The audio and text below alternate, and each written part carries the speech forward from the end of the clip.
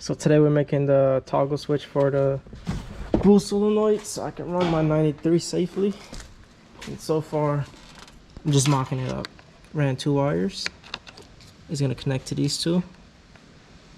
And then I have to run the ground soon. I took the OEM blank switch cover next to the VSA and the fog lights. And that's what I'm gonna use to put this in. Right, that's what I'm gonna use to put this in right here, like OEM as possible. I don't know what direction the switch is supposed to be, up or down, but I could just easily take it out and twist it around. It's not an issue. So I'm disassembling these 2 wires to put this crimp tool on it. Then I'm gonna put this heat shrink on it. And then I'm going to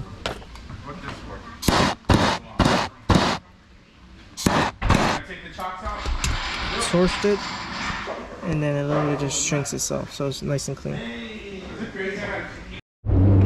Okay, so I think I got it to work. So that the light is not lighting up, but I don't really care about the light. But that position should mean it's on to cut the power.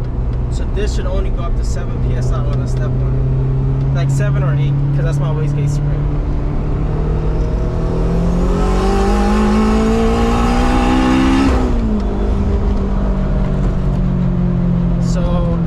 Like it went up to 8, and then I'll try to do a U-turn somewhere and do a pull and show that it goes higher than 8. So now when I do a pull, it should go past 8.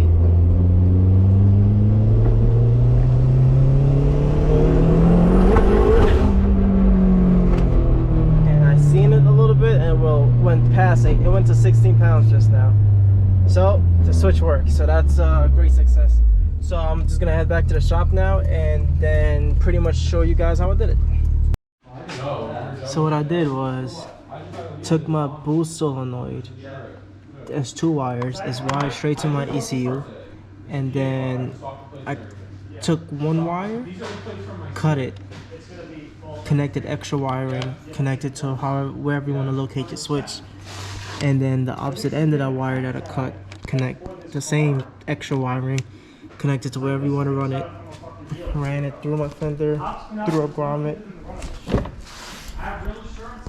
into back here. Well, that's just for where I wanted to run it. See, through the fender, through the grommet, through back here, under, inside, like up here. When you guys saw it disassembled earlier, and the switch has 3 switches on it. I mean 3 wires on it, ground and 2 power. And then after everything is wired, so it's like, I forgot what I said. 2 of them is red, 1 is black, 1 is ground. The 2 red ones are just power, and the 2 red ones is the one that connects straight to that wire. And on means full boost, off means low boost. And that's pretty much it.